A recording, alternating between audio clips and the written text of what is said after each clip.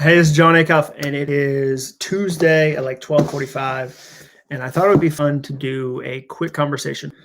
I've been thinking a ton about YouTube, trying to figure it out. What do I want to do on it? How can I really help people? How can I have fun? I would say that one of the big things I've learned during the pandemic is I miss interacting with people. I just do. Like, my favorite thing in the world is when I get to interact with people at live events. Like, as a public speaker, I get to connect with people. I get to connect in the lobby, on stage, like all these things. And then all of a sudden COVID was like, bloop, and it all disappeared.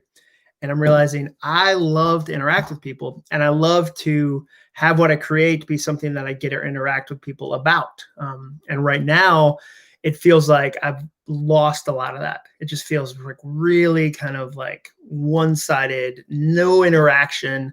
And in order for me to create great stuff, I need to interact with great people. Like, that's just how I'm wired. It took me years to understand that with my first blog. I had a blog called Stuff Christians Like, and it was a satire of faith. I'm a pastor's kid, so I grew up in the church, and I had so many fun interactions. So many, like, it was so alive in the comment section. Like, people would write the most amazing comments, and then they'd end up guest posting for me, and then we'd end up becoming friends. And like, I had so many real relationships that came out of that. And I don't know, the internet just doesn't feel like that for me right now. Like, it just doesn't. Maybe it's because we're divided and we're politically angry, and everybody's like fighting all the time. But I want to try to get back to that, where I'm creating ideas that I get to interact with people about. So I'm going to try something. I don't know the shape of it yet. I don't know how it's going to go or what it's going to look like. But I think I'm going to try to do like a show, like a tiny little YouTube show where I get on live like this, and I'll have some set times, and I share one idea, like not 1,000 ideas, one idea. I also know about me, I need a framework. Like, if it's endless and every opportunity is available, I get overwhelmed. Like, it's paradox of choice. Like, if I go, you can write and talk about whatever you want, like, that's intimidating to me. As a creative, I need a box. I need to know, like, boop, boop, boop, here's what I'm creating in. There's all this research about that. There's a ton of research that if you have a framework as a creative person, you actually get more done. So I'm working right now. It's the end of the year. I'm planning next year to come up with a framework. So I'd love to hear from your perspective, what would be awesome? And here's what I'm thinking about. I'm going to talk about goals. Like, that's what I care about. That's what I care about the most. I think finishing a goal is the best feeling in the world. Like, goals have changed my life. And I love when I connect with other people and I'm able to go, hey, have you thought about this? Have you tried this? What if you did this? And then they get to change their life. Like, that is so fun to me. So in 2021, I'm really going to be focused on goals. And even my book Soundtracks, I've got a new book coming out. That book is really about going, okay, I really believe in finishing goals. What gets in the way? Wow, overthinking gets in the way. Overthinking is a huge obstacle. What if I could figure out overthinking? What if I could do a 2-year research project into overthinking, come up with some solutions, test them, and then share them in a really creative way? That's what Soundtrack's about. But it's ultimately a book about how do you accomplish the things you want to accomplish. So here's one of the ideas I'm going to test. I don't know where it'll go yet. But for me, like, I'm going to write down one idea on a Post-it note. This is just how it is. I have stacks and stacks and stacks. We made finished Post-it notes. They say, today I will finish. And I have stacks of these in my office closet, just stacks. So I thought it'd be fun, instead of writing down 1,000 ideas, instead of doing the fire hose thing, to write down one idea, and then I'm going to talk about it. And it's not going to be perfect. Like, for me as a creator, perfectionism and YouTube are like a terrible 1-2 punch, because like anytime I try to do the video, I think this is forever. This is going to last forever. Oh no, what do I do? Like, and it's so many skill sets I don't naturally have. And so whenever I sit down to film a video, like, it fires every degree of perfectionism. Like, it just does. And so I think if I do a show and I'm like, hey, here's the 3 times I'm going to do it, I will actually feel more creatively free. I won't worry about angles and lighting and like all the stuff that I suck at. And I don't even really want to get good at. I want to be honest with you. Like, when I see somebody who's amazing at filming videos, a lot of times I go, they're amazing at videos. They're not a writer. I'm a writer. The thing I'm really good at doing is writing. I'm not good at being an amazing videographer. That's not my skill set. So I want to try it today. I've got an idea written down on this Post-it note. I have stacks and stacks of these. So we'll see. We'll see if I want to do it. I tend to announce things before I've even done them once. So I'm not going to say like, I'll do this forever. I'm going to write and talk about one idea today. And I'm going to figure out how many times a week do I want to do it? How do I have a show? How do I interact with you guys?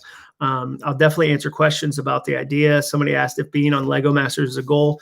It's not, in the sense of like, my friend, the guy who edits my videos, Chris Zimmerman, he's an amazing Lego builder. I'm not a Lego builder. I like to put together, if you see right there, Lego sets. I'm not a dude where it's like, and I built this real Toyota 4Runner using my own plans. It's not, I don't like that. I like to follow Lego instructions versus create my own, because it's peaceful for me to follow instructions.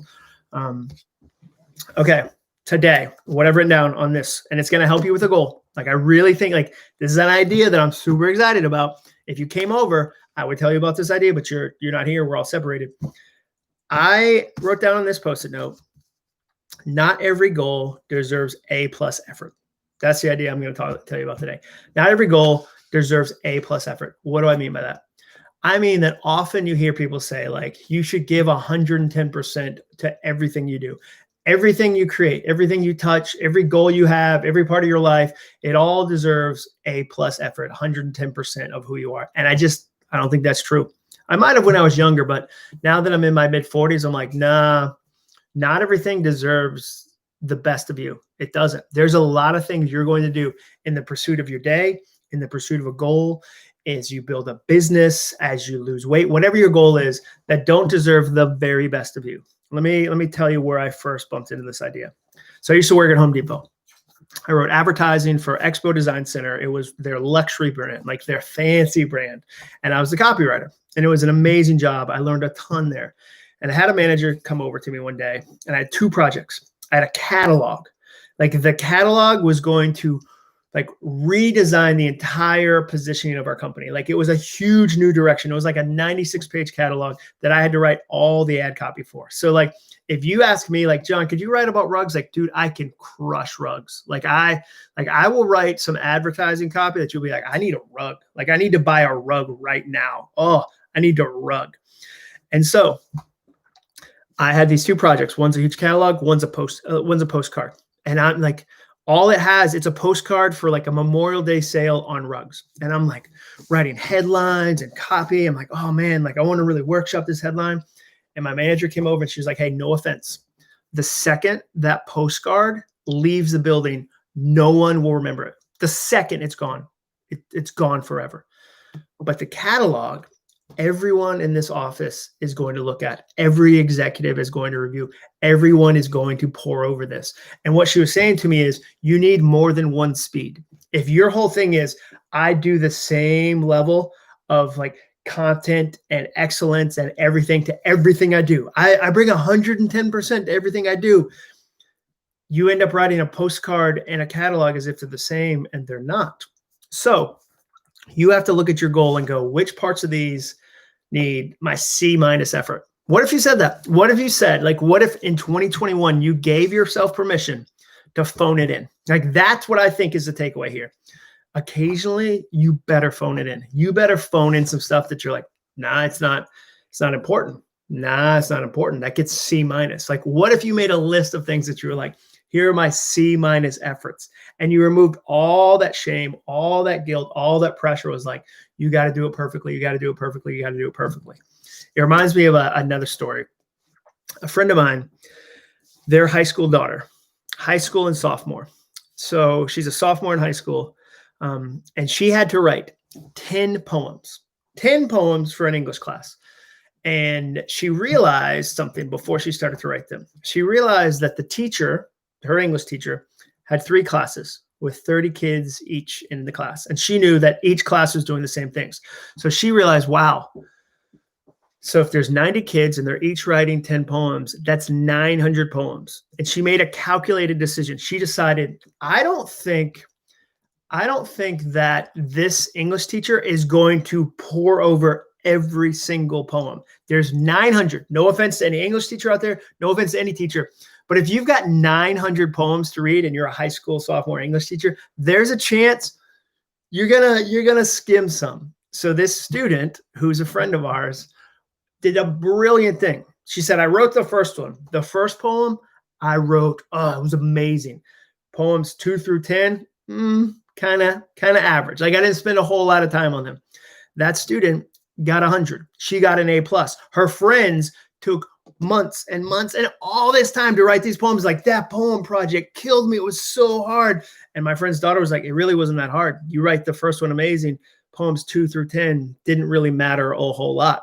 And now you can look at that two ways. You can go, oh, she didn't learn how to, the effort of writing 10 poems, blah, blah, blah. But I think she learned an even more important lesson, a lesson that'll serve her at every job she ever has, which is read the room. Figure out which things that we're building right now matter. Figure out which things deserve a lot of effort, a lot of time, a lot of energy, a lot of creativity. And then figure out which things don't. She wrote an amazing first poem. Poems 2 through 10 didn't matter a whole lot. So that's the lesson today. Phone it in. Todd, you're 100% right. C- effort sounds like choosing what to fail from finish. There's a whole chapter about choosing what you're going to bomb in this book, Finish, I wrote. So any questions about today's idea? Today's idea, phone it in. I got it on Post-it note right here. Not everything deserves A+ effort. Phone it in. Any questions about today that I can help you with around that idea? If not, enjoy the rest of your lunch. This has been a quick Post-it note lunch break. Maybe that's the title. I don't know. I'm always workshopping titles, but Post-it note lunch break. That kind of has a rhythm. Post-it note lunch break. We'll see. All right. Elena, this is perfect for my daughter. Fear of failure has been a part of her failing classes. If she doesn't know what to do, she doesn't do it. Yeah. You have to know which things don't matter. Okay, what is an idea you have done recently that you phoned in? Ooh, Eric Williams, call me out. What's an idea recently that I've done that I phoned in? I would say that I've tried to be deliberate about, let's say, some Instagram captions.